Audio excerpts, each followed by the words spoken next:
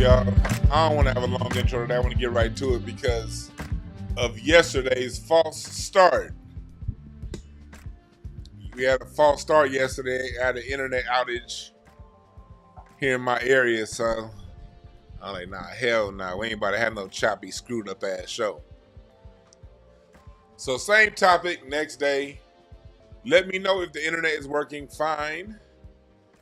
I got an email saying the outage is still in my area, but my internet seems to be real good. Let me know what y'all think. Let me know, because if it's still choppy, I was going to go live from my goddamn phone. So let me know how the connection is on y'all end. On my end, it's good. I got a green light on my upload speed. On my end, everything is good. Let me know how y'all see it. Chat room. In the meantime, what's up, Willie Mays, Mr. Smoke, High Top, Shayla, appreciate all y'all. Easy Eye, Markeith, Ben, what up? 225 Girl, appreciate all y'all for joining. We good over here? Andrew Como, we good? All right. Yeah, it was like on my end, it was, what can you do? Well, I'll tell you what you can do. When that happens, call your cable provider and get a motherfucking credit. That's what you can do. That's what I did. God damn it, I wasn't able to broadcast. Well, we'll be able to prorate we'll only be able to prorate it by a day. Shit, pay me for that day, nigga. Y'all wasn't working. But anyway, thank y'all for joining. I had we're going to talk about this today because it's a lot I want to talk about. Today's probably going to be a 2-topic day. I'm talking from my computer now so I can play some video and sort of set up what I'm talking about and talk about what we're talking about. I'm probably not going to take any phone calls, but I will do a Q&A from my phone live later on tonight. I'll do a Q&A, a late night Q&A for those who want to set up. And for those of you on Patreon, Patreon. I got to talk to y'all exclusively for a second. Y'all don't take the time to inbox, especially if you're on the live interview lounging up. Topic, things you want discussed, answers. If you're on my Patreon, I take time to get back to you. And if you want to know why, sometimes I answer people in the chat. I don't make it to where you got to pay or nothing like that. Sometimes I answer back in the comments. But if you're on my Patreon, the way I feel is you feel enough to invest into me to where I feel enough to where if it ain't nothing but a show topic that you want me to touch on, if it's like a quick opinion you may have, I'm going to hit you back. It may not be right away, but if you're on a Patreon, if you got something that's quick you want to say, the higher levels get more like I have reading tiers. People who want readings, you have appropriate tiers, and salute to everybody in my reading tier. Y'all already know what I'm talking about. We actually talk. People on my reading tiers. But on the non-reading tiers, I'll still hit you back. And then also on the reading level, we're going to do a show this week. Also, I want to read what's going on with Cat Williams and my homeboy Reggie Carroll. What happened with his? I'm gonna read into their cards. I'm not gonna do that shit on YouTube. I'm gonna do that reading on Patreon. What's going on around that case? Because a lot of times I can read and see what's going on based on what's in people's cards. So we're gonna do that, and then also some new stuff. And I think we're gonna do that on Friday. For those of you not reading up, I think we're gonna do that on Friday morning or something like that. So Friday or Saturday, but stay tuned. But everybody else on Patreon, y'all got a quick show suggestion and the same thing with the members. If you're a member here and you got a show idea or something you want me to address within a show, if you're on Patreon, if you're a member here, take advantage, all right? Because I don't take none of that shit for granted. For real. The reading tier starts at 50. That's where you get a report. The reports I do, you'll get a report. And for those of you who are on the reading tier on the $50 level and up, if you have, I sent out a couple reports. That's part of your packet. You've been on that tier. If you haven't gotten your report and you're on the reading lounge or reading leveling up, inbox me because I think I sent them all out. If I didn't, I made a mistake. So inbox me if you haven't gotten the report, and inbox me which report you want. If you're on the Patreon reading level, and if you're on the second tier reading level, you get all the reports. So inbox me if you haven't gotten yours. I thought I took care of those last week's, but niggas make mistakes. So if you haven't gotten yours, please hit me up on Patreon. But let's get into it. Appreciate y'all for joining. You good, Rocky? I got the air conditioner on in here. Rocky over here taking a nap, as always. So Rocky good. We good. Rocky gonna sleep while we let me light an incense. So here we go. I'm gonna talk about the Snoop thing second. Let's talk about this whole Drake situation. This is something that I want to bring up. For those you don't know and who haven't paid attention, this is why we're talking about Drake. It's not about who won the battle or not. It's about when you're dealing with Drake is an archetype. When you're dealing with people, whether you like them or not, when you're dealing with people who are iconic for a generation, they rep a generation of people. They are, at this channel, we see these people as archetypes. Okay? Because whenever you can amass large amounts of people to follow you, it's because there's something in what you do, what you produce, who you are, that connects to that audience. And yes, Drake got industry push. Yes, he's a plant, but they plant artists all the time. Every plant don't grow. Drake was a plant that grew into a forest of followers. And he represents an archetype. And he represents the archetype of the black adjacent. And when I say the black adjacent, meaning they may, all black adjacents don't have black blood. Just because you're black adjacent don't mean you don't have black blood. You have a lot of black people who grew up outside of our community, raised by whatever other community that they come from, that the way America raises its youth, like Funkadelic says, America eats its young, and it definitely does.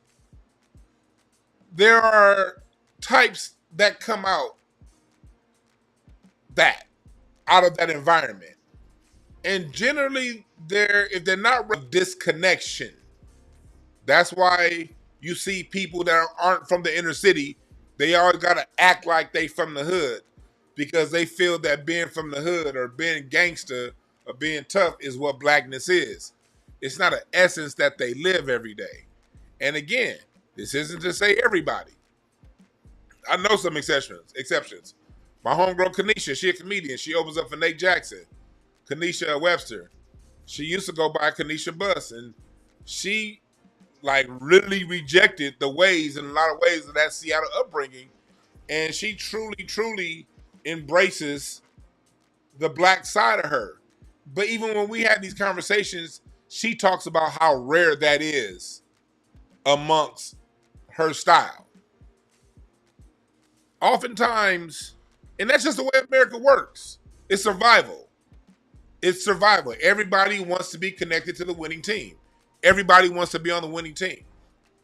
So Drake represents that archetype. Drake represents the archetype of people who like black culture but don't really fuck with black people. Drake represents, again, let me say this again, he represents the archetype of people who like black culture, black fun, but don't necessarily fuck with black people. Well, the reason Drake is in the news, I had to set up how the archetype, and it's not to say all Drake fans are like this. I'm not saying all Drake fans are like this, but he does represent people who have these type of spiritual connections to the man. You look at his fan base.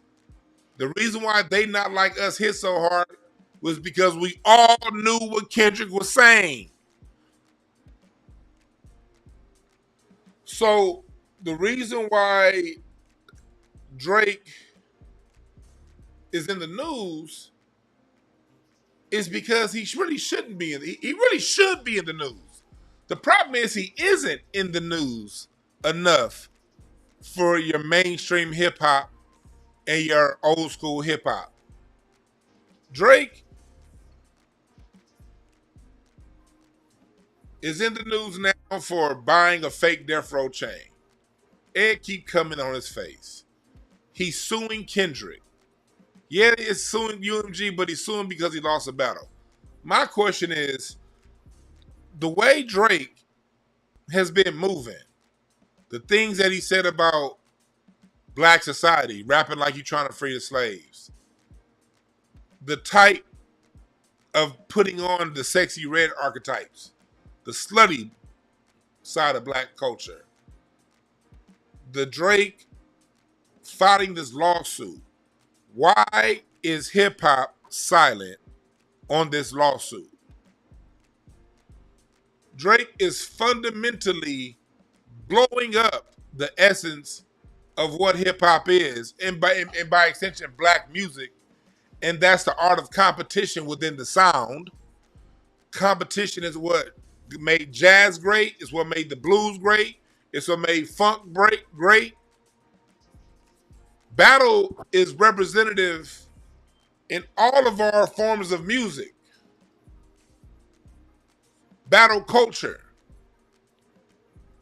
And we as black Americans who are born and raised and understand the essence of our culture, we've seen this invasion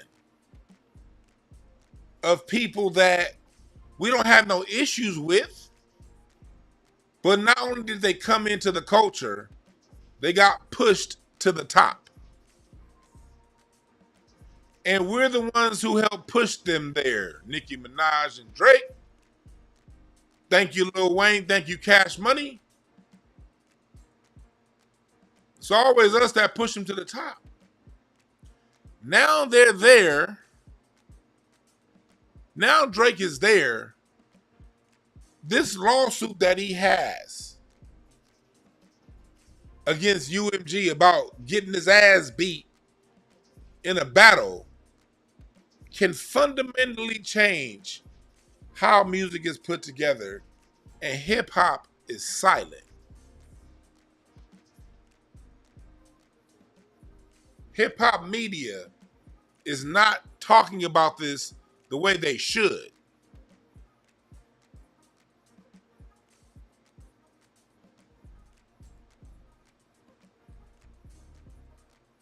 And I want to give credit to where this thought came from.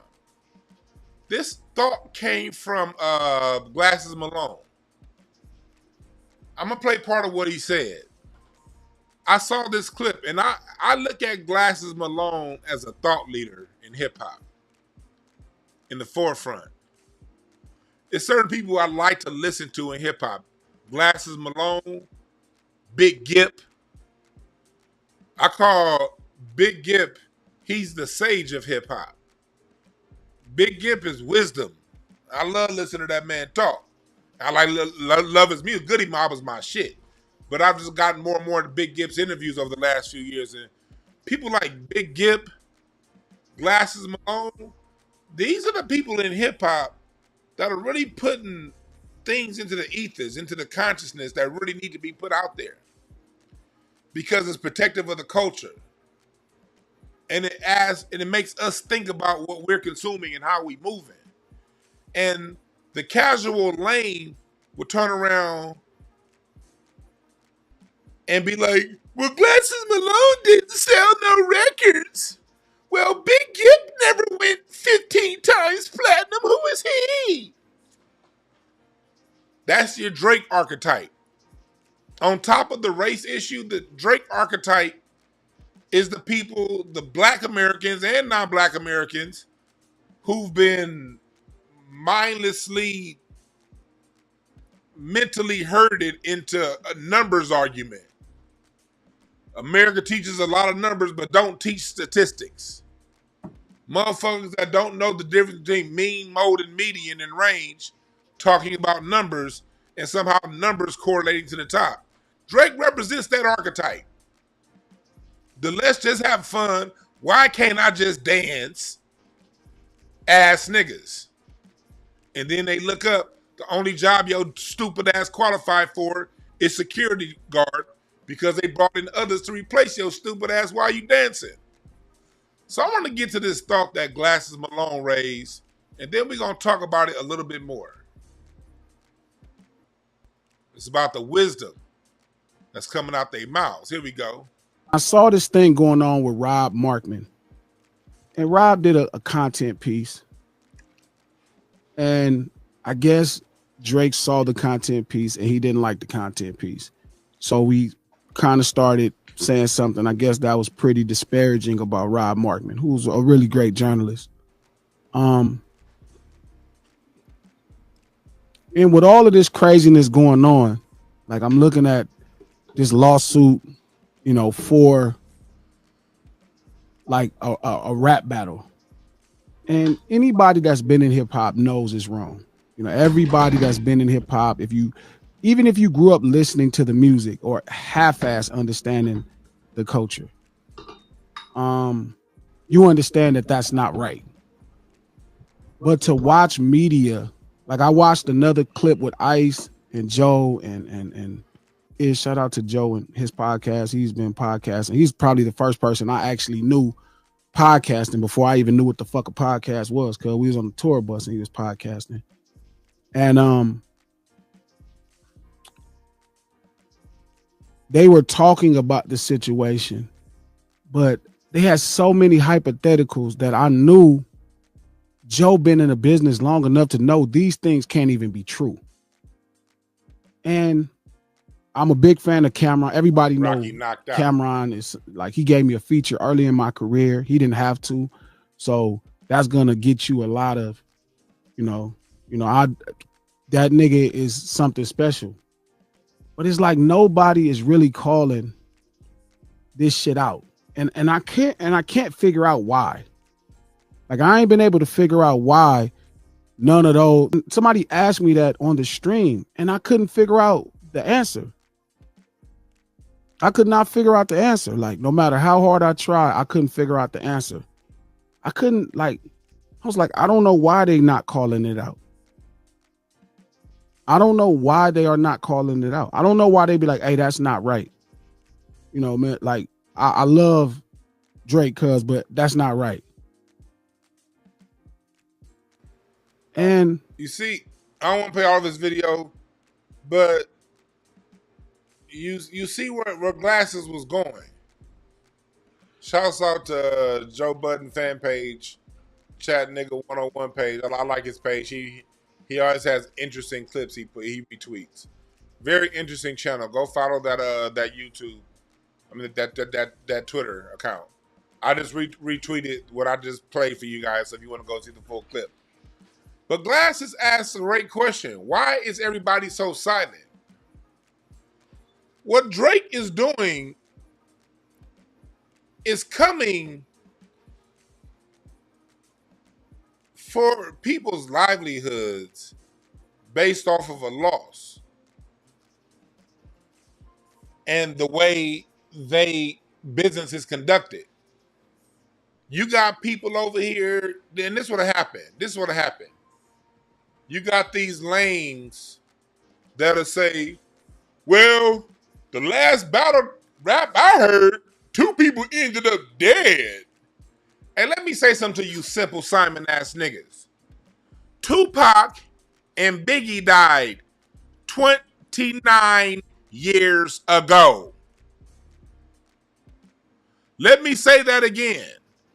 Out of the hundreds of rap battles, Biggie and Tupac died 28 and 29 years ago, respectively.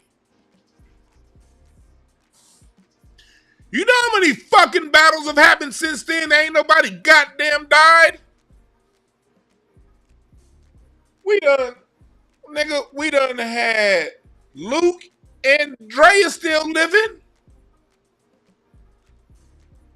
Well, you on stage rapping at your whack ass concert.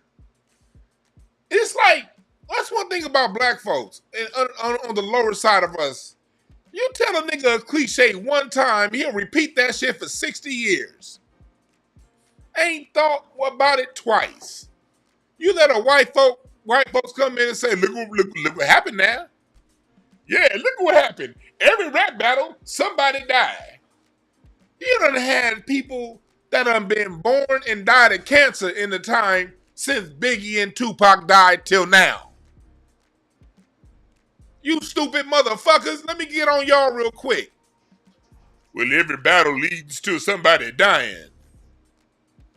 Common and Q battle, didn't nobody die? I think last I checked, ain't Cannabis still living? Now his career may be dead from the battle. The brother's still living. Jay-Z and Nas are both billionaires. They still living. 50 Cent still living. Ja Rule still living.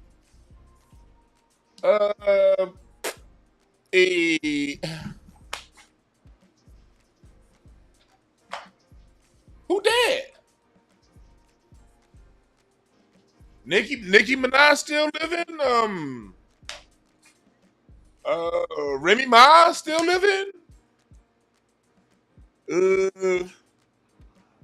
Parliament went after Earth and the Fire. Both bands are still touring 50 years after Let's Take It to the Stage came out. James Brown and Joe Tex battle. James Brown died an old man. Who else died from a battle? If you get mad at me for calling you stupid, answer me this. Who the fuck else died from a battle after Biggie and Tupac? And don't bring up drill music. Drill music is thugs that rap. They're not rappers, they're thugs. They're thugs first. And for every drill music you bring up, I'll counter you death metal. I'll counter to you outlaw country. I'll counter to you trap country. I bet you lame niggas didn't even know trap country was a genre. Yeah, country music where they talk about doing shit out of the trap house. Yes, they do make those records.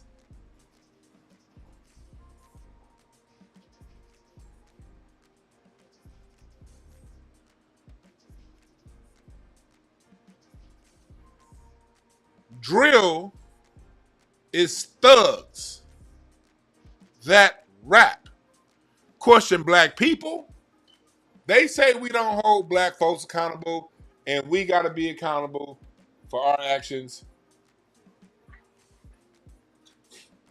Name the pop drill artist. Name the popular drill artist that impacts multiple generations, like, say, a Kendrick or a Run DMC when they had they run.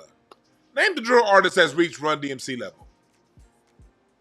Name the drill artist that reached Scarface's level when he was in his prime. Name the drill artist that's ever reached Jay-Z's level. Name the drill artist that has ever reached 3 Stacks level. Name the drill artist that has ever reached MC Light's level. Name the drill artist that has ever reached Queen Latifah's level. Name the drill artist that's ever reached Ice Cube's level. Why am I saying this? Drill is a fringe form of music that got more goddamn white fans than black fans. Can we tell the whole truth?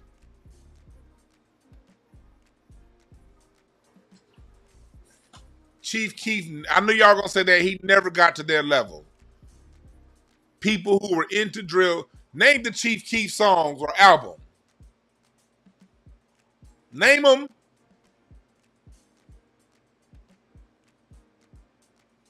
Name them.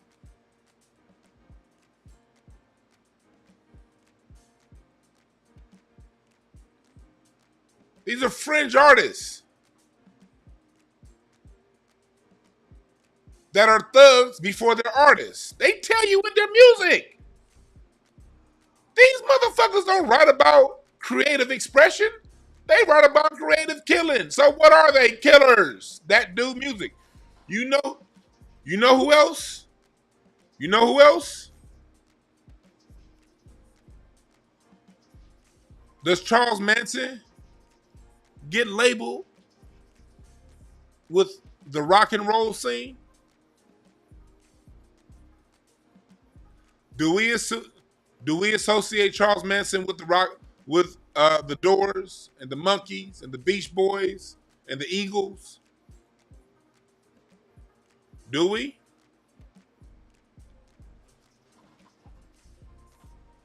Charles Manson was one of the best musicians of that scene. The Byrds, the Carpenters, the Mamas and the Papas, Janis Joplin, Joni Mitchell. Do we associate that with death? Do we? Yet, there was more deaths in that scene tied to the LA rock and roll scene of the late 60s than drill music. And Charles Manson was a part of it. And he wasn't the only one.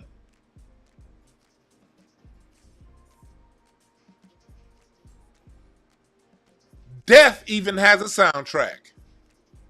And the soundtrack of Death is created by Murderers First.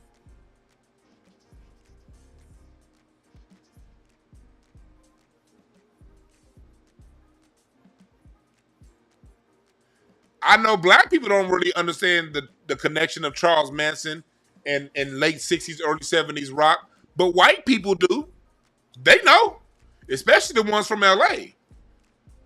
But do you see them going around talking about some, we's our own worst enemy? If we gonna get benefits, we want the government to lower taxes. But if we just stop killing each other in Laurel Canyon, maybe we'll get the government to lower taxes. You see, white folks want shit from the government too. Do you see them saying we have a Charles Manson problem? And quiet is kept. When you read books like this, Weird Scenes in the Canyon, a lot of that Charles Manson music that he wrote ended up being hits for other stars, other groups like Crosby, Stills, and Nash, allegedly. No one found Charles Manson's songbook. And everybody within that scene knows those who were in that Laurel Canyon scene got a piece of Charles Manson's songbook when he got locked up. The point here, the reason why you haven't heard the correlation is because the white media that knows the correlation won't give it to you. You don't have white people saying we're our own worst enemy. When you see left-wingers mad at right-wingers, you don't say, hey, we on the left, we did have over 100 murders in that canyon in a 10-year period. We need to get our stuff together before we go at conservatives. You don't hear that. That's why you don't hear the correlation, because they don't bring it up. Most of these other folks won't hear a correlation if we didn't talk about it. We be the first ones. You got Officer Tatum. You got Kwame Brown. You got Charleston White. You got Van Lathan, Van Jones. You got all these niggas that are be like, well, what we need to do first is get rid of drill rap before we ask for reparations.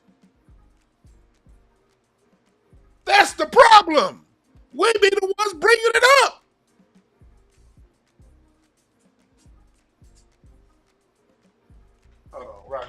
water.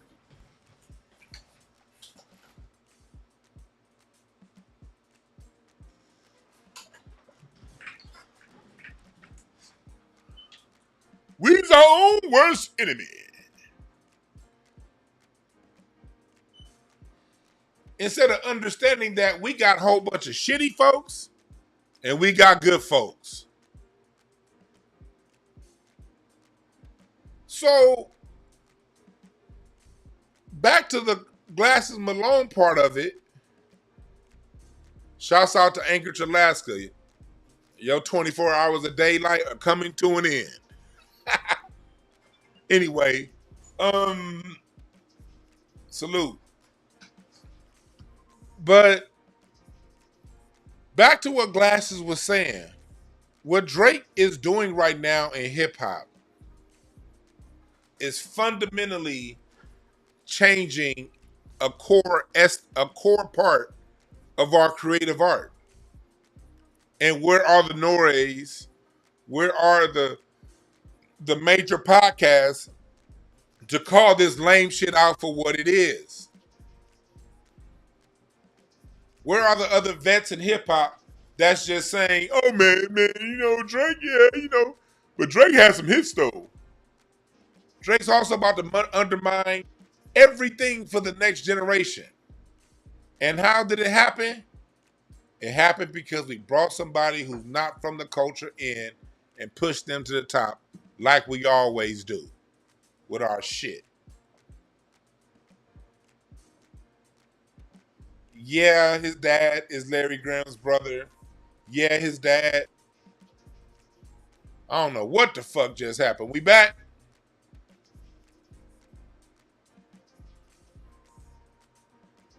It's like, and this one thing I want to say is, we're getting better.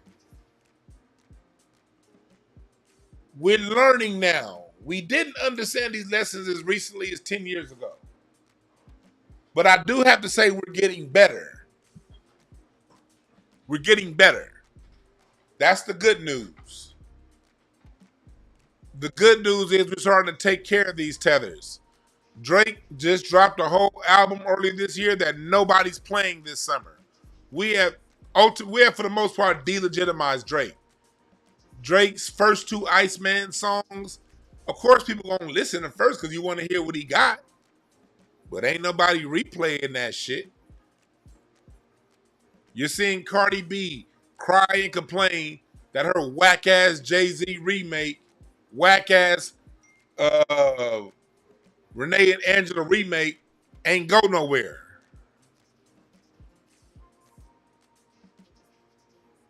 You dig?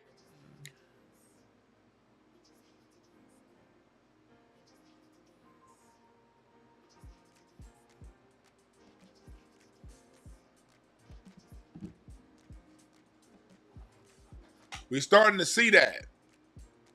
We are delegitimizing these people, folks. The BET Hip Hop Awards, Stop Fest, canceled. Essence Fest CEO, fired. We started to make up for some of our mistakes on the grassroots level. The reason why I'm asking this question, why hip hop vets silent, not because I want anything from them jive ass niggas. Them jive ass niggas need to know this is their livelihood that's being fucked with, ultimately. We don't need nothing from them. And it's already starting to happen. Now, if the jive ass niggas that are on top, if they recognize it and see the threat and they see what we're doing on the grassroots, whatever mainstream artist genuinely, and I said genuinely, connects to the grassroots, that artist is going to go have a lot in their favor. They're going to have a whole silent majority of people in their favor. Because you see, we're having this level of effect as a people without these rappers that want to act like they above us help. To all y'all rappers and entertainers that think y'all just going that like we need y'all, we don't. When I worked in mental health, we had something called evidence-based outcomes, EBI. Evidence, EBO, I'm sorry, evidence-based outcomes. Meaning when we documented outcomes, we had to show the evidence to support the outcome. Evidence-based practices. You do evidence-based practices, you get evidence-based outcomes. Evidence, doom, doom, doom, doom, evidence. Do love evidence. Evidence, doom, doom, doom, doom, evidence. Rest in peace, Fred Price. Do you love evidence? Well, this is the evidence-based outcome. When the BET Hip Hop Awards went to Thought Fest and they put Fat Joe out front, it went from 4 million viewers with Mike Epps hosting an event that honored hip hop. And don't you lame ass niggas say, well, we don't own it. Black people didn't own it when the Hip Hop Awards was created, nigga. Bob Johnson saw that shit in 01. The Hip Hop Awards started in 08. You don't have to be black to say, hey, we got the money, but let me hand this over to the Black Americans because they can reflect their culture better than I can.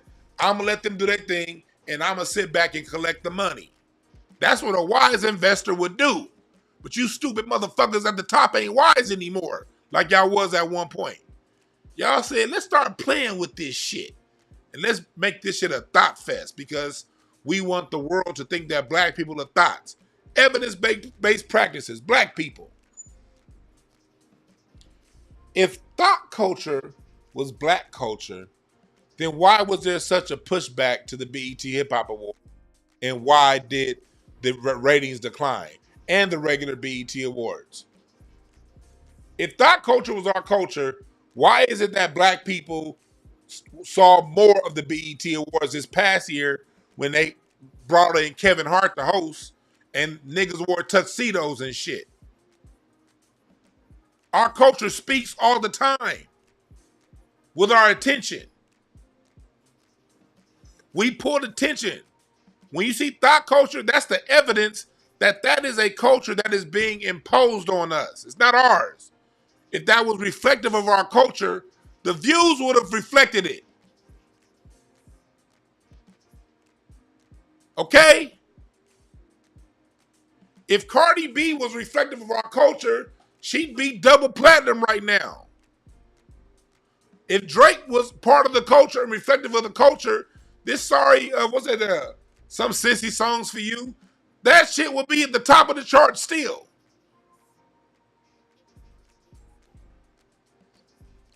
The culture is speaking, but we don't have a hip hop media.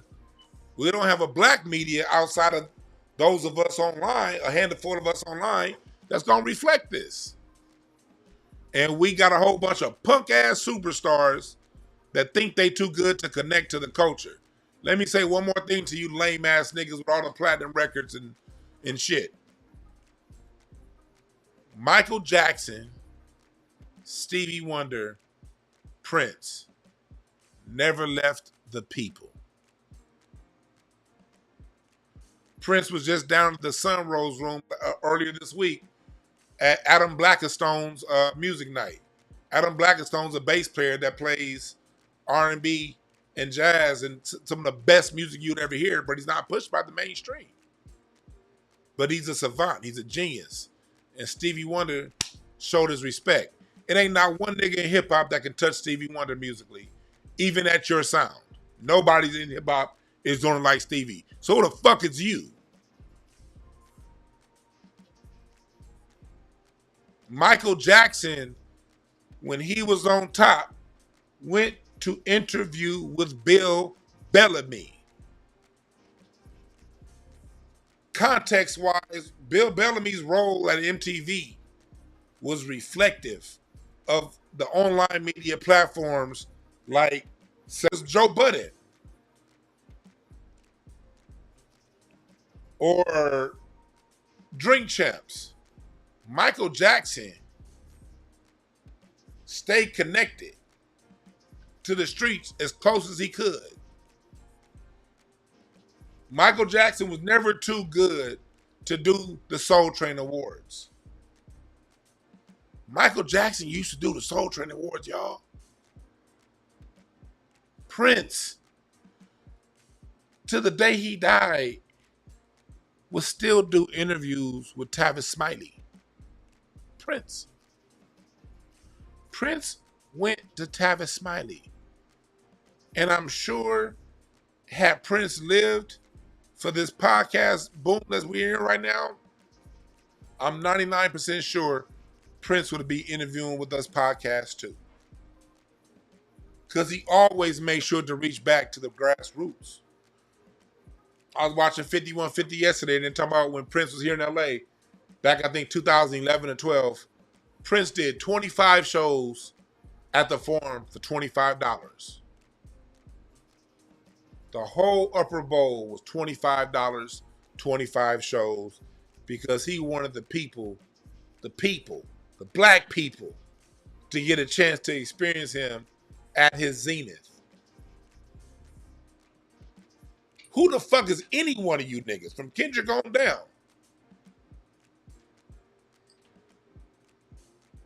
Compared to any of those three I just named? Nobody. So y'all can keep thinking y'all better than the people and don't want to reflect the people. Fine. You'll be a fly-by-night. You'll be on the old nigga circuit in about 10 years with 60 other rappers, and we'll be on to whatever's next. Or you could immortalize yourself and connect with the people. Muhammad Ali did pretty good. I think, would you say Muhammad Ali did a fair job connecting, the people? Wouldn't you say that? I would say Muhammad Ali did a good job. Yeah. I said that worked out well for him. I'd say that worked out well for Prince. I'd say it worked out well for Michael Jackson. And I'd say it worked out well for James Brown, Stevie Wonder. James Brown always had a message for the people, connected with the people. James Brown always touched the people. I think it worked out well for them. Somebody said dead singers. Yeah, they died of old age. James Brown died of old age.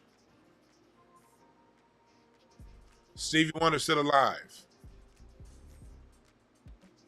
Michael Jackson, yeah, he died early, but guess what? Michael Jackson's immortal. Michael Jackson and Prince are going to be remembered 4 generations from now. Who's going to remember, no disrespect, but who's going to remember, Future's not going to be remembered 4 generations from now, 3 generations from now. He's not. Nicki Minaj isn't going to be remembered. Hell, ask a 10-year-old who Nicki Minaj is and see what they say. But ask a 10-year-old who Michael Jackson is and see what they say. Your choice.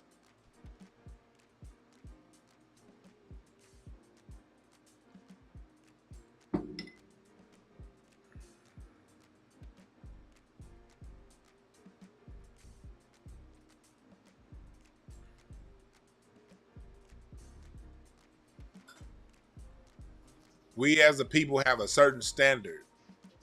And these guys that are out there now ain't living up to that standard. Y'all letting Drake shit on the culture and the sound. Ray Charles didn't stand for that. Ray Charles didn't stand for that. And Ray Charles is more talented than all you niggas. Me too, all of us combined. Ray Charles had more talent about Elvis. Maybe some exceptions, though. I mean, Elvis was a talent. Turn it up. This is low. Well, okay. Not necessarily. You know better than I. Yeah. Let me ask it differently. How good was Elvis? what Elvis did, he caused a lot of the populace, if you want it, and usually when people say populace, they usually mean white people, to start listening to a lot of music that normally they wouldn't have been listening to. I guess I'm going to lose at least about a third of my fans right now. But to say that Elvis was so great and so outstanding, like they say, he's the king.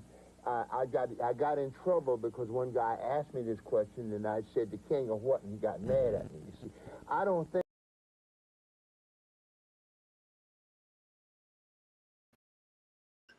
For those of you who didn't hear what he said when people ask Ray Charles what he thinks about Elvis and call him the king, he said the king of what?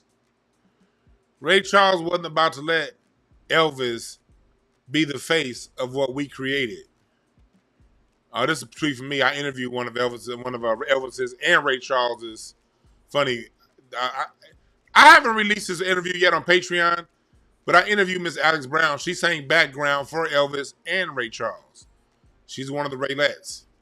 She gave me some really, really good information on both artists and Michael Jackson. Let's see this version's louder. And selling more records than you. And here we go. This is a version that's louder. Let's play this again. Let's play it again. This version's louder.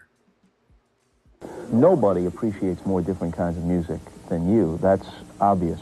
But did you feel at the time, in the 50s, early 60s, a resentment of some of the white performers who were copying R&B stuff and selling more records than you and your contemporaries were?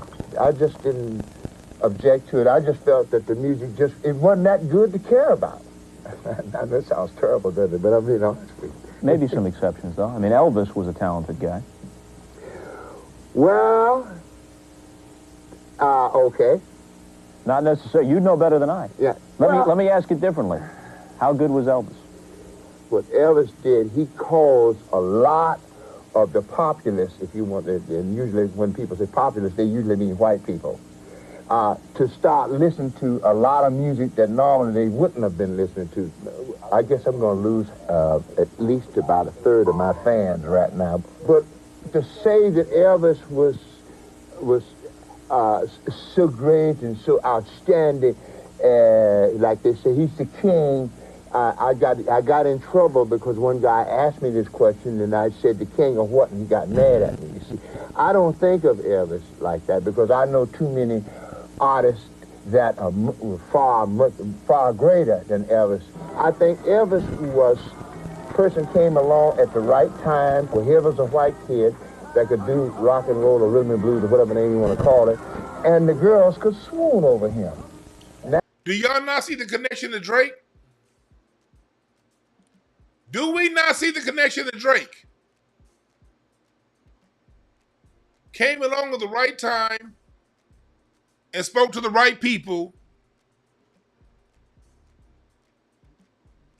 Look at Elvis's primary fan base these days.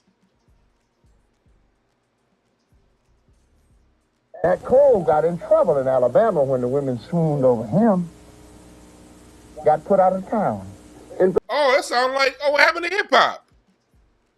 Oh, they talked all kind of shit when Tupac was singing. They were like, "Are you a thug or are you a lover? Which one are you, Tupac?" Remember? Let's go back to me. For those of us who were alive before Tupac died, people like to fantasize about Tupac now, but people talk shit about him singing.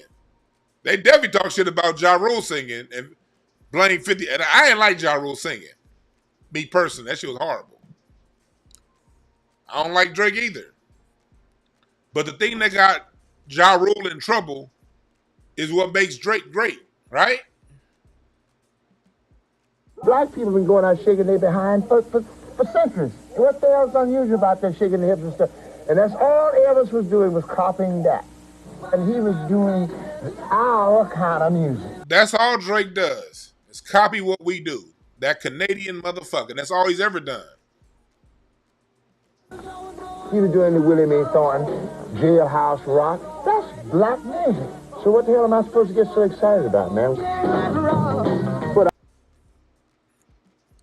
So, you see the difference. The reason why my generation understands Elvis and that rock and roll stuff wasn't shit is because our OGs held it down. I wasn't alive when Elvis lived, but the OG, Ray Charles, was. And through Ray Charles keeping it real, I was able to get a real context of what goes on. What happens now in hip hop? Oh man, I don't care, man. Yeah, Drake Canadian, man, but that song hard. Elvis's version of Jailhouse Rock was hard too. I ain't gonna lie. But I think all this stuff. Had I not heard the original version, Elvis's version would have done had I not known the original. Y'all see how it works? We legitimize it, and then look what happens. See, although Elvis came into rock and roll, he wasn't able to come in and start writing lawsuits and creating new rules within black music.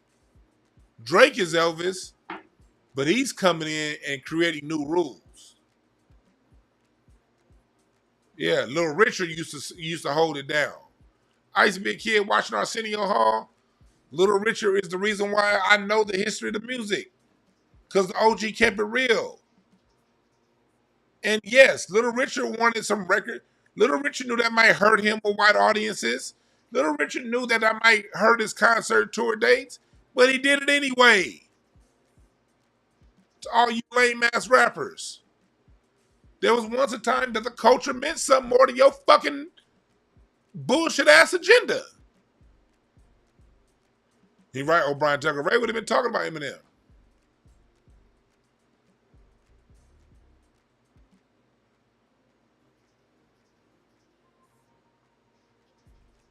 Hip hop used to have that gatekeeping mentality in the early 90s, but the generation that came in post 96, you niggas is whack.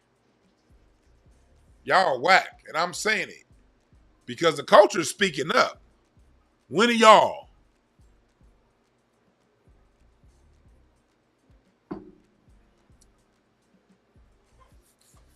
Which transitions me, and I'm gonna talk about this one a little bit later. Also, we're gonna talk about it now, but we're gonna go more in depth a little bit later when I go do a Q&A session from my phone tonight.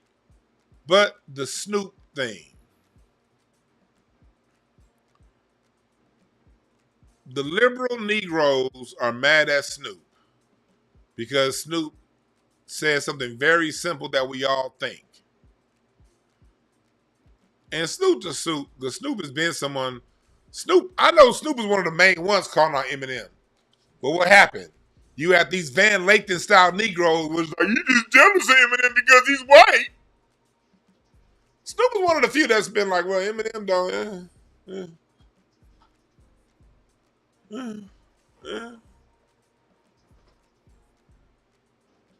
Eminem, I don't know what chat room you in, the real rider. But this is not an Eminem friendly room. No. You got us confused with them Van Lathan style niggas. Nah, Eminem gets no credibility over here in this space. Yeah. But listen to what Snoop said, and listen to this Negro babble ass response. Recently and talked about taking his grandkids to go see the Lightyear movie a couple years ago. I took my grandson to see what was the movie with Buzz Lightyear? Toy Story? Not that one, but the new Buzz, the Lightyear. I think it's called Lightyear. Yeah, with Keke Palmer is in that movie. Okay. She plays like the daughter. So we watching it, and the lady, which is Kiki's mama, they move on into the space years. They move down the line. They're like, man, she had a baby. What? Hold on, they playing that music. I don't want to get I have another version. Let me get another version because I don't want the music playing in the background so I get it straight. I took my grandson to see. Here we go. What was the movie with Buzz Lightyear? Toy Story?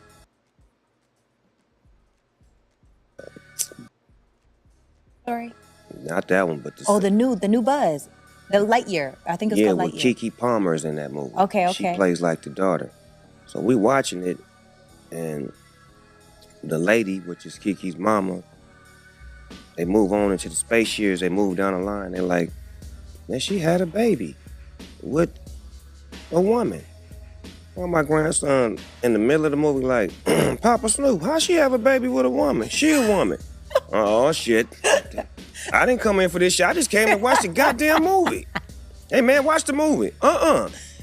They just said she had a baby. They both women's. How did she have a baby? Shh. The movie ain't over with. So it's like, it's fuck me. I'm scared to go to the movies now. Like, y'all throwing me in the middle of shit that I don't have an answer for. I took my grandson. So that's what Snoop said. Snoop said there were babies. There were a woman and a woman had a baby. And he said that y'all throwing me in the middle of something I don't have an answer for. Excuse Snoop for not having an answer that defies science. Baby with a woman. Excuse him for not having an answer that goes against what he learned in school growing up. So this is why I'm bringing this up. Because look, white folks want to go at Snoop, fine. The issue is Negroes. You saw Billy Porter say something. And then you get this right here. Listen to the 2 minutes of this response. Fuck me, I'm scared to go to the movies now. Like, y'all throwing me in the middle of shit that I don't have an answer for. Listen.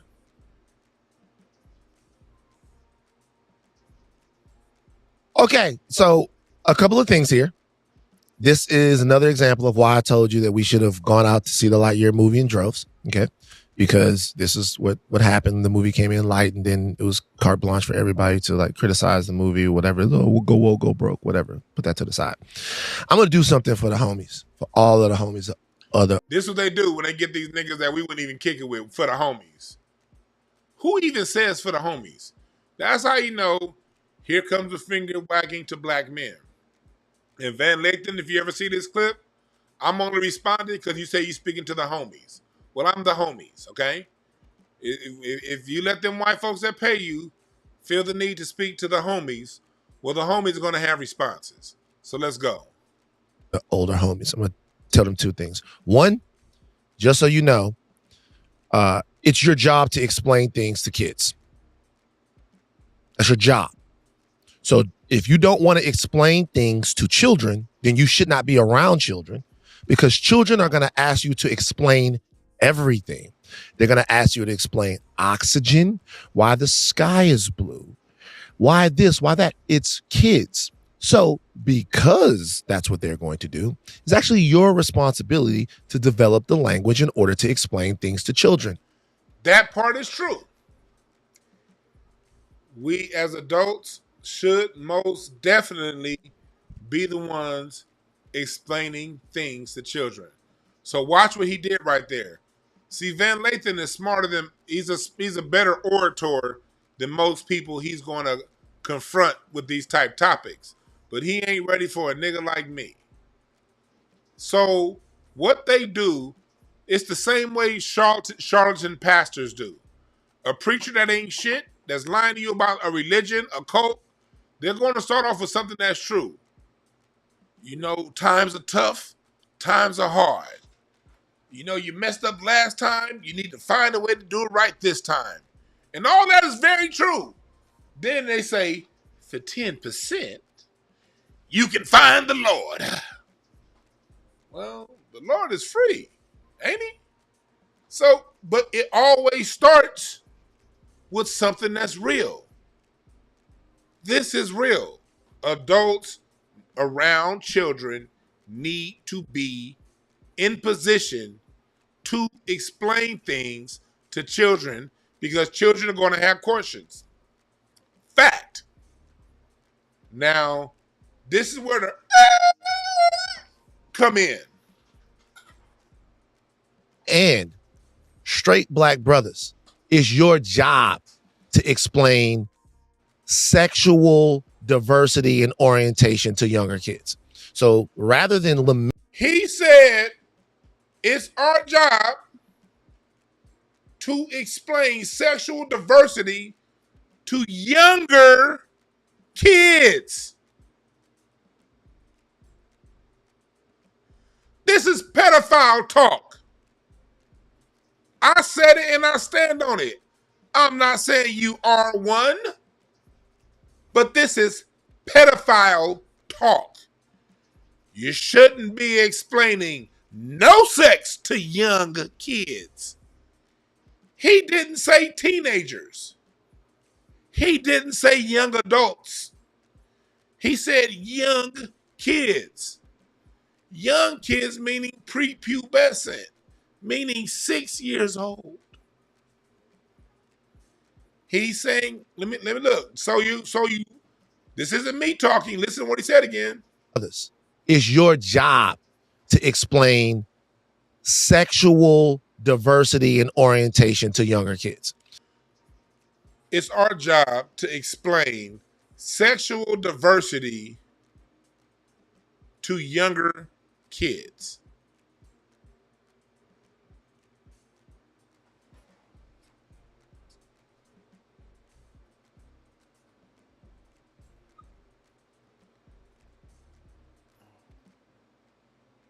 I don't believe in taking jobs, but this nigga should be removed from TV.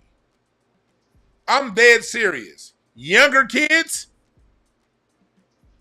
Straight black brothers, it's your job to explain sexual diversity and orientation to younger kids. No, it's not. Because sex isn't a topic to younger kids. You know what is a topic for younger kids? Because younger kids don't even know what sex is yet. Nor should they when they're 6 and 7 years old. You know what a 6 and 7-year-old can be learning? Those are ages that you could be talking to them about what they want to be when they grow up. That's 6 and 7 years old, 8 years old. That's a great time to learn an instrument.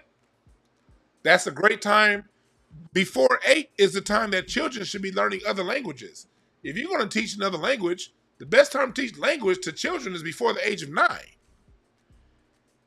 Younger children can pick up language like that. You teach a younger child Mandarin and Spanish before the age of 6, they'll know it the rest of their fucking lives. Younger kids should be learning macroeconomics. Oh, little Jimmy, you want these skins for Fortnite?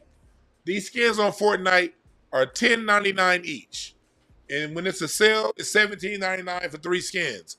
All right, cool. Well, mommy has $100. Mommy has $100. 20 of that is going to go towards food. And I know I'm using 1990s prices, y'all, but bear with me. I know these are 90s prices, ain't today's prices, but I'm just going to go off of $100. Well, let's go off of $1,000. Okay, mommy has $1,000.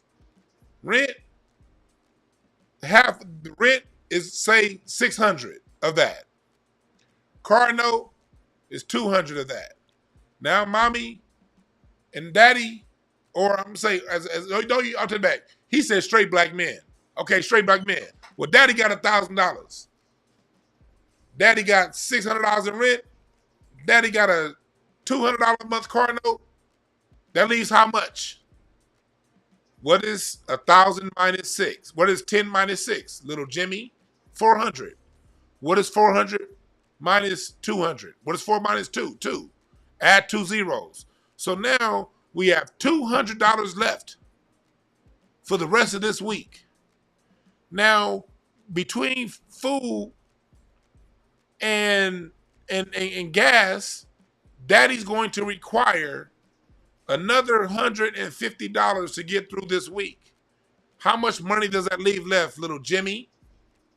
That leaves $50. Out of that $50, you need to eat. You need some new shoes. How much money does that leave left? Oh, there is no money. Yeah, and that's why daddy goes from using his debit card. Well, I'm not gonna pull my debit card out. That's why I go from using this thing here is called a debit card. When all of the expenses are done, there's no more money left on this. So everything else has to go on this card. What card is this? This is a credit card. Yes, daddy don't make enough money to get through the week and get through the month. So some things have to go on a credit card. So if I buy these skins, I'm going to now have to pay that on a credit card. But when I pay the bill at the end of the month, it goes from $20 for your skin to $25 because of interest. So do you see the sacrifice that daddy is under? I'm still going to buy these skins for you for Fortnite. But do you understand the cost that daddy has to pay? And I promise you 8-year-olds understand this. I promise you they do. Break it down in simple math. With all that going on, do we have time to talk? Is this chat room? Is this lesson good for gay kids and straight kids? Does it matter what the future sexual orientation that child's going to be when you have this conversation? Question. How many fucking parents and adults have these goddamn conversations? And how many of these goddamn Hollywood punks are pushing these type of conversations between parents and children? But you want to have conversations about sex? Donald Trump just said a couple days ago that he's about to import 600,000 Chinese people to America. He's about to bring in 600,000 new Chinese. Do y'all know in China, Chinese children are doing algebra as 8-year-olds? But Van Lathan is saying it's your job to talk about sexual confusion when their competition in the workplace is learning algebra.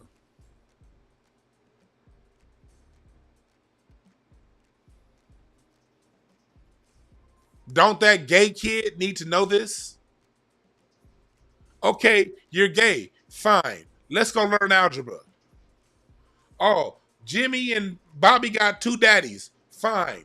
Let's go fix this wall socket. 8-year-olds, 9-year-olds can learn. They can start learning plumbing. They can start learning trades. It's so many things we can teach that population. But we got this nigga going around wagging fingers to talk about sexual orientation to a 5-year-old?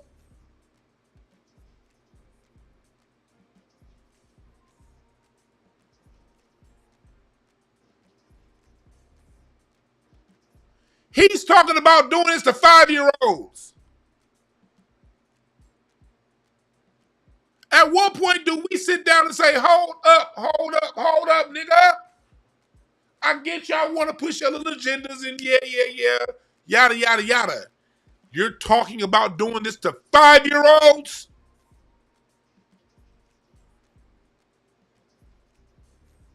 When that 5-year-old is going to enter the work market as a 20-year-old, getting this fucking lunch ate, gay or straight, because he ain't ready. He's being taught tolerance. Let me tell you something. I'm a landlord. I got 4 apartment buildings and a couple houses. I tell you what, and I got gay tenants, I got white tenants, black tenants, Mexican tenants, of all sexual whatevers. I'll tell you one thing, gay, straight, or indifferent. I don't tolerate you not having my money on the first. Your credit card company don't tolerate you having that minimum paid on the 21st. Your car company won't tolerate you going 3 months behind. The things that matter in the world don't have tolerance. Your job won't tolerate you and your emotional, psycho-emotional issues when they can hire somebody that can get the job done in spite of theirs. They want us to teach tolerance in a world that's intolerant. That's the fucking problem.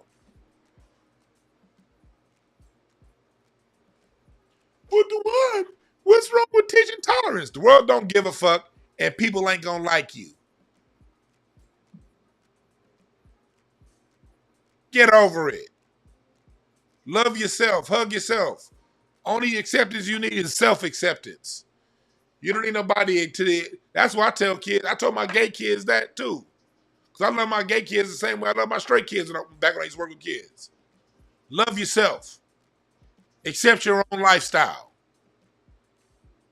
The same way people who are straight that have non-traditional marriages, you don't see people in non-traditional straight marriages saying, "We need the whole world to accept us."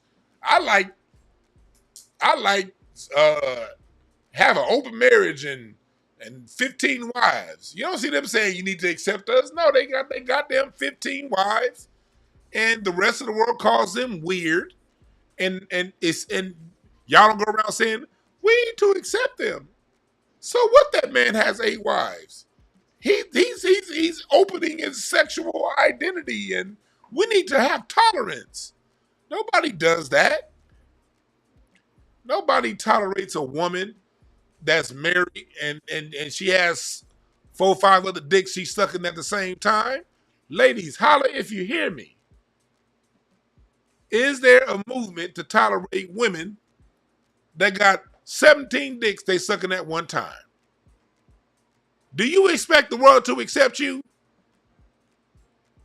You see how we pushing back at Cardi B? That shit ain't flying, is it? People do what the fuck they gonna do in their bedroom. Question, can you pay these bills?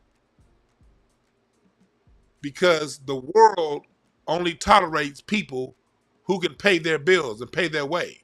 The world only tolerates money.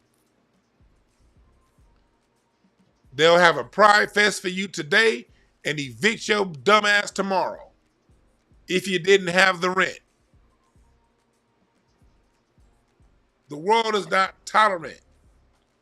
The world has deadlines, benchmarks, credit scores, minimum balances. Is the bank going to tolerate you being overdrawn for 30 days? Question.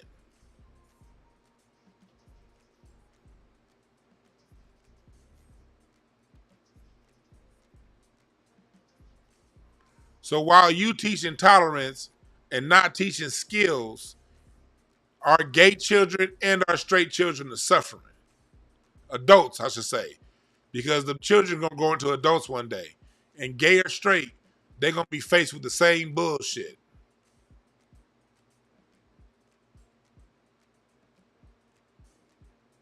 This is a message that goes for gay and straight. I work with plenty of gay kids, and I love them the same. But I gave them a dose of reality. The world won't care. That's just what it is.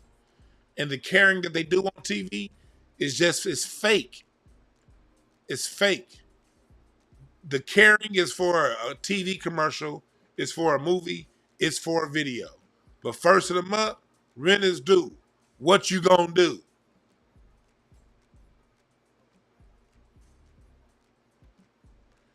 And for Van Jones, Van Hunt, like, man, the only Van I trust is Nick Van Exel. Nick Van Exel never let me down. That motherfucker used to hit all the last minute buzzer beaters, nigga. Y'all remember that time Nick Van Exel in a Boston Garden got the ball and did a turnaround from about 30 feet, cat a 45-degree angle from the basket? Game. Y'all remember that? For all my Laker fans, holler if you hear me. Nick Van Exel's the only Van I trust. Van Lathan, Van Jones, these is Van assholes. Van weirdos.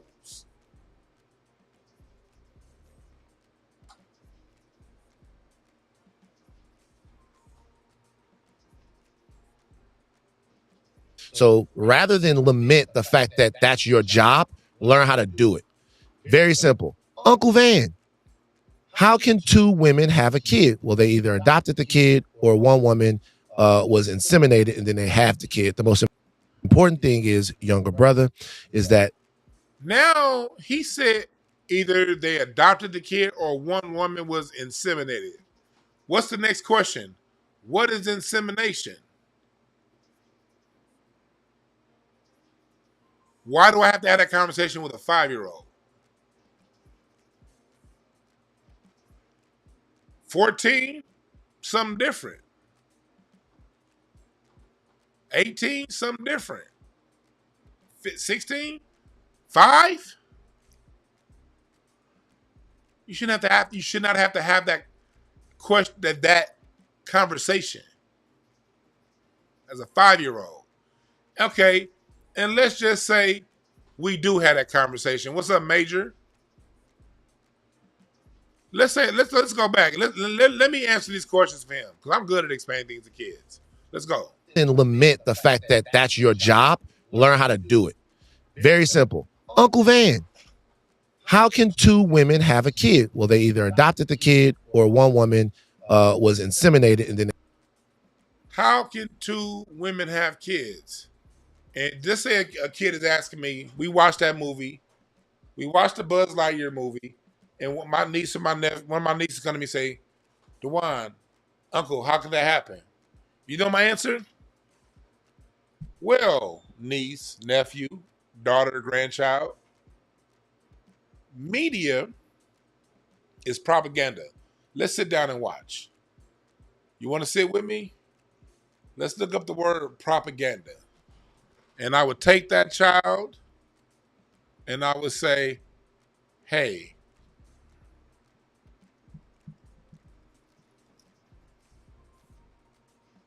propaganda, definition, information.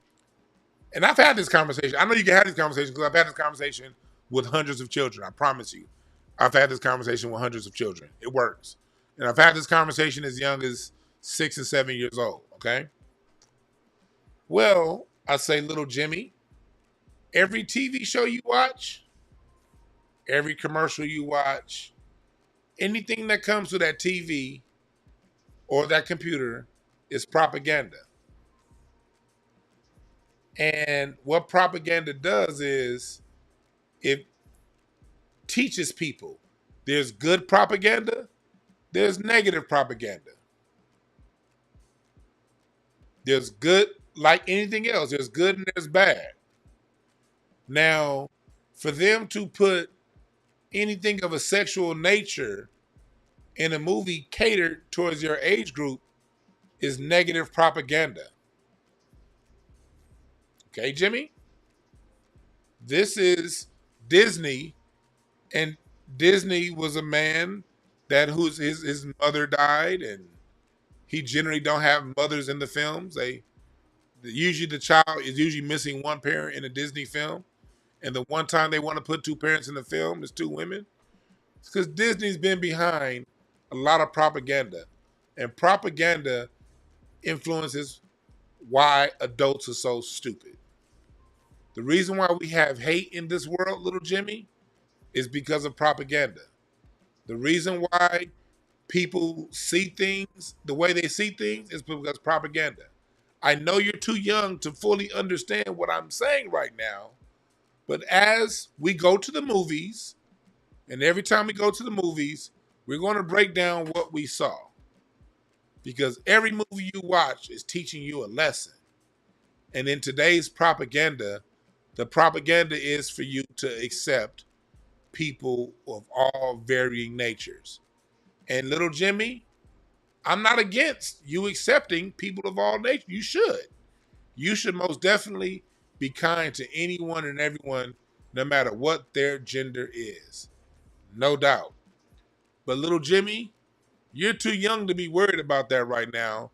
Now that we've watched this movie, now that I've explained to you what propaganda is, now it's time to go back and read them books I gave you, because we got to get our reading levels up. Now it's time to go and work on those math questions that I gave you, because you got to get your math proficiency up. Now, little Jimmy, now that we finished watching the movie, we're going to work on our fractions, and then we're going to go outside. We're going to get a saw and a piece of wood, and we're going to make a 1/4-inch cut at a 45-degree angle. Because little Jimmy, at 8 years old, I'm teaching you geometry. You see how that works?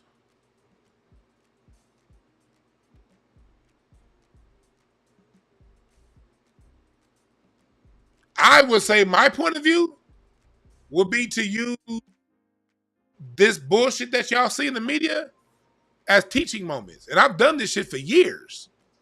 I've been working with kids for a long time. These kids get it. Man, I'm telling y'all, these kids are smart as fuck.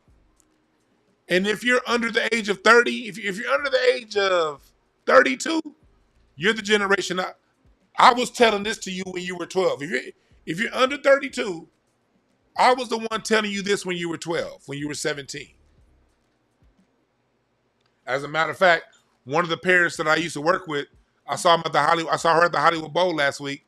She told me Josh is 30. I was like, what? And they thanked me for these kind of lessons. Because I know that our 8-year-old and 7-year-old children are smart as fuck. 9 years old, they smart as hell, and they want the real thing, man. They want it real. But we live in a world that wants to retard their progress. Oh no, let them know that everybody loves them.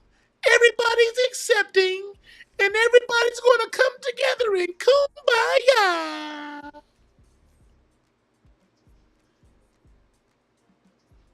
These kids don't want to hear that shit.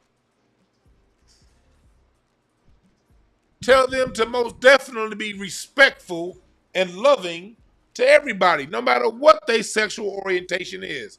But rest and be clear, no matter what their sexual orientation is, they still not gonna like your black ass at work if they give you a job. Racism goes across sexual bounds, sexual orientations. The reason why I'm coming to y'all live today is I did a training earlier today. And I do an anti-black racism. I do corporate training for anti-black racism. And corporations who are having race issues, they hire me to contract them to solve those. And I had a conversation today in my training I did today. And I was telling them that, look,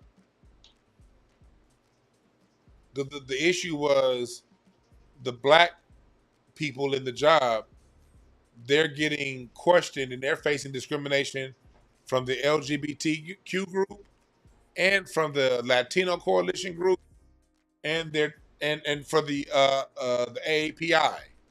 The black group, the black people in the company are getting this from all angles. I'm in these and I've been doing this for a while now. That's how I graduated out of mental health. I got into creating my own corporate programs to deal with these issues. And I deal with the same thing over and over and over and over and over and over and over again. Even the LGBTQ groups find ways to question why the black groups are getting money. Even the Latino groups find ways to stop the black people from getting promoted. While you got jokers like this calling out the brothers and what we as black men need to be teaching our kids, we need to be ultimately all training our kids that white supremacy racism does exist, and you guys are coming into a new era of white supremacy that my parents didn't have to deal with. And that's the others that you think are on your team are just as racist as the quote unquote white people. Because white supremacy isn't about white versus black. It's about people who identify themselves as not part of the black class teaming together to come against the black class. And it happens on all levels. And these entertainer niggas don't even know this is happening. You rappers, you fucking a lot of you comics and broadcasters who only podcasts, y'all don't see what's going on in the inner workings of these companies. I do. Because I never left that world. Never left it. And I'm going to keep a foot in that world because I'm not dependent on the entertainment industry for shit. Y'all ain't going to have me sounding like these niggas for a token. I'll be goddamn. Thank you, Ricky Harris, for teaching me to always keep my hustle going. I'm always going to have my regular, non-entertainment hustle. Because I ain't about to see me over here talking like this nigga. This nigga said we need to be talking sex to kids.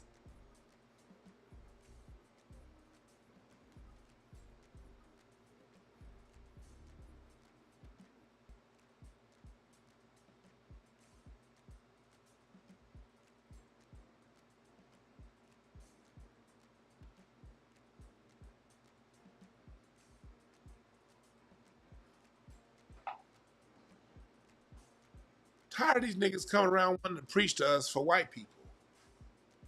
We black men, I can't be the only.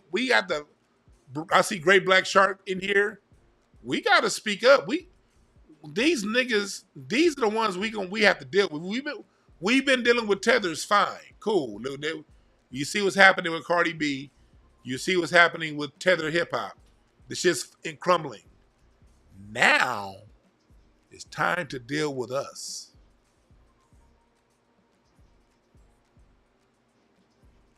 Mainstream Negroes should never feel comfortable wagging a finger at us as black men as a whole over a liberal white agenda cause.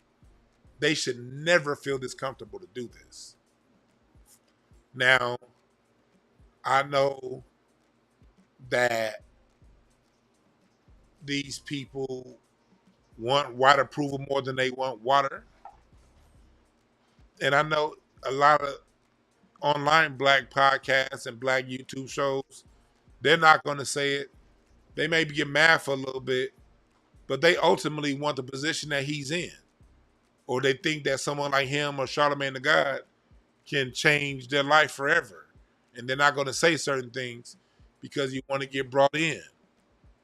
Would I mind being brought? I would love to get brought in and have a contract. I would love to. It would be a lot easier to have a contract and have money. And I'll take a contract and have money. But I won't take being silenced for it. I won't take having to say a damaging message to children for it. Why should 5-year-olds be learning about that? When 5-year-olds should be learning the Queen's English and other languages.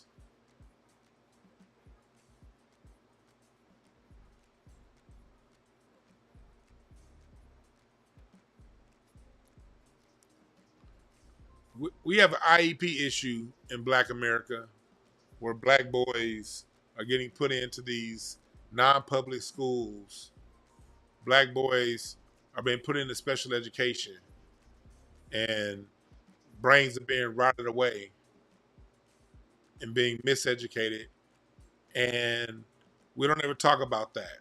All those black boys that graduated special ed got put into special ed when these niggas is geniuses. Geniuses.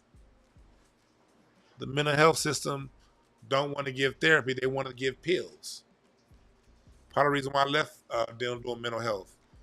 In 2000, it was like, in 2010, it was like, all right, we're really working with these kids. By 2016, it was give them these cocktail of pills and let's move on. And let's just show that their behaviors regress. Yeah, their behaviors regress because they're on fucking drugs. Our kids, they're drugging our children up right now. It's happening right now. It's happening right now. They're putting our kids on drugs, not teaching conflict resolution.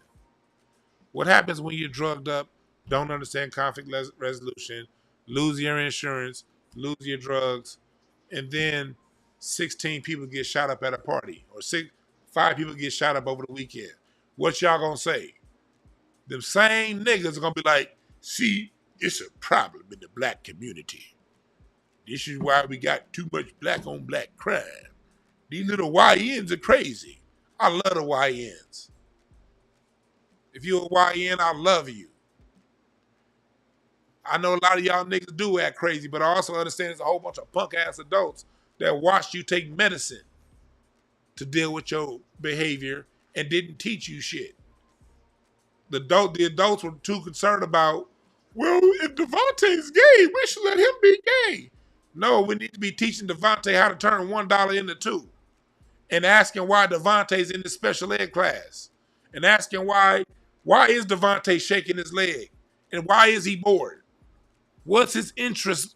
What are we doing wrong? Why are we not accommodating what this little kid's genius is?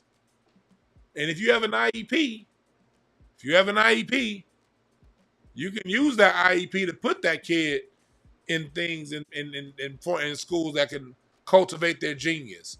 That's what they let white kids do with their IEPs. But your black ass kid is going to get put in behavior school. Then they're going to grow up on medicine, miseducated, and then when they have a confrontation in their 20s, some gunshots are going to ring out. Now I got to deal with you niggas all again. Well, what's wrong with the black community? And I got to deal with fucking entertainers who don't do shit with the kids other than you'll have a camera come around, you'll donate some money to some bullshit ass foundation, take a picture of you feeding somebody some fucking soup or handing out a backpack or handing out a bicycle. Newsflash, bicycles and backpacks don't help our kids, niggas. Bicycle giveaways ain't doing shit but making you feel good. Our kids got enough bicycles and backpacks. They need us to tell them the real, to make them feel like they not crazy.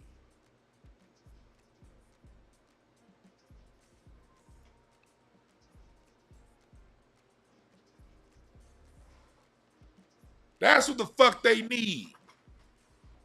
I'll take on any one of these entertainer niggas in this conversation. Let's go.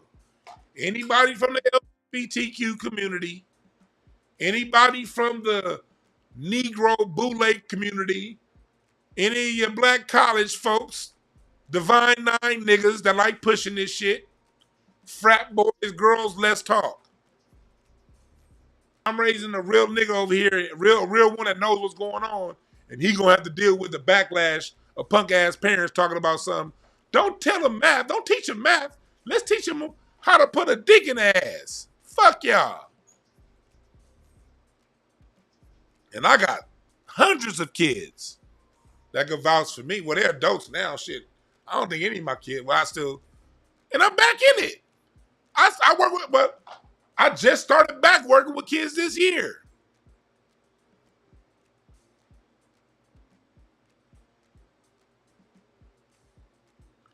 At some point, black folks gonna realize and these mainstream Negroes helping push said agenda are not good for us. I bailed too many kids out of IEPs. I dare somebody come around and like, well, DeJuan, you don't have kids. You know, it's like, how many fucking kids have you gotten out of an IEP?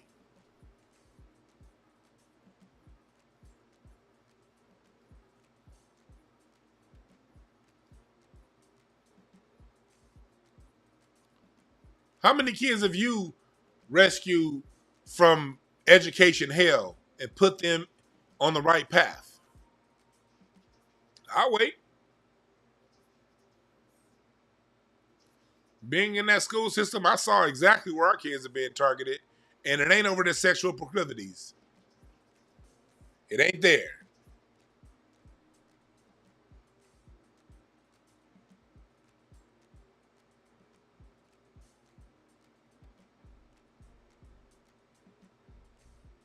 I volunteer my life to this shit. Fuck what you heard.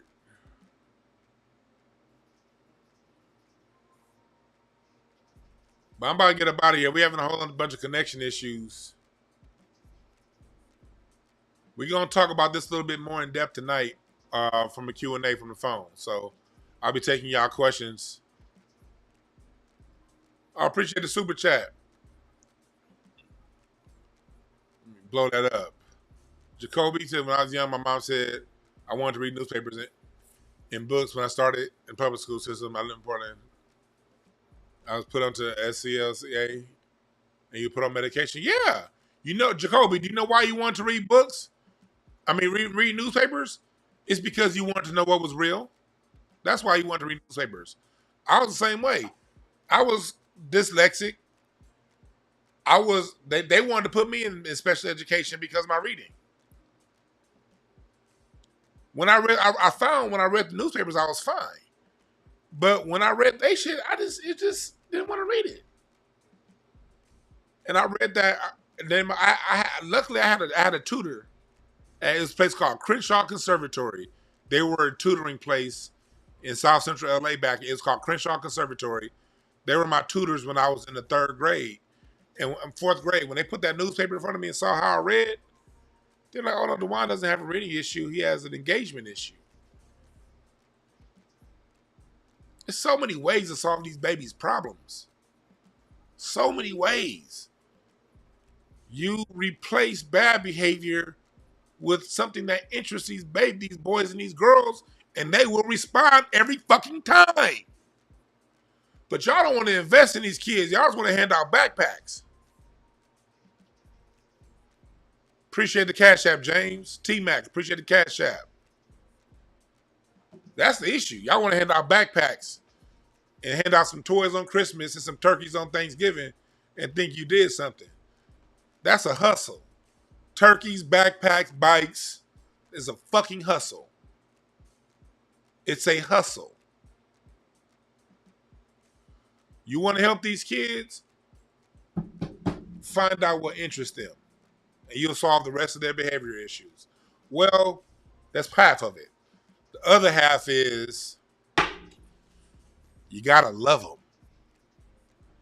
You can't see the issue is that, and I saw this a lot working with kids.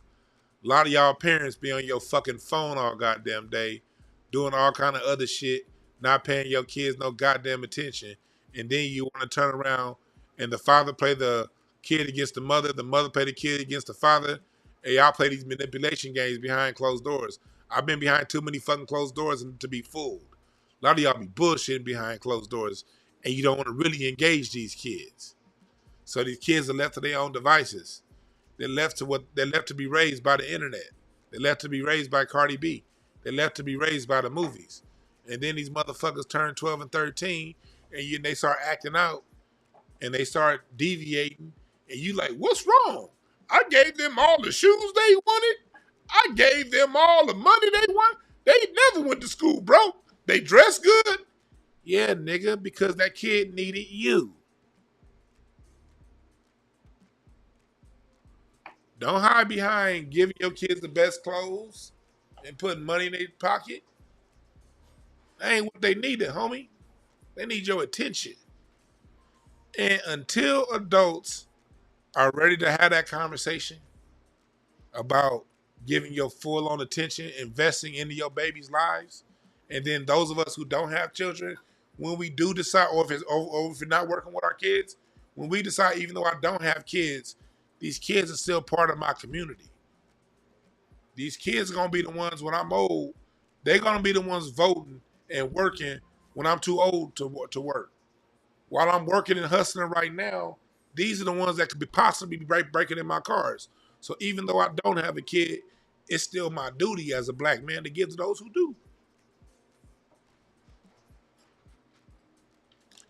And if you ain't got that, shut the fuck up with these bullshit ass agendas, nigga. And your backpack giveaways. Fuck them backpacks, fuck them bikes, fuck them Thanksgiving turkeys, fuck them Christmas presents, and fuck you pushing an agenda. And fuck you if you say I shouldn't cuss in front of kids. Because cussing in front of the kids is the least of their issues. Don't tell me I can't cuss in front of kids if you ain't did shit to help them get out of that IEP. Shut the fuck up. All right?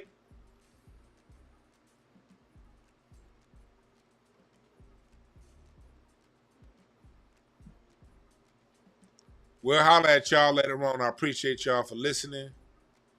Let's all Each one, reach one, teach one. All right? Y'all have a good one.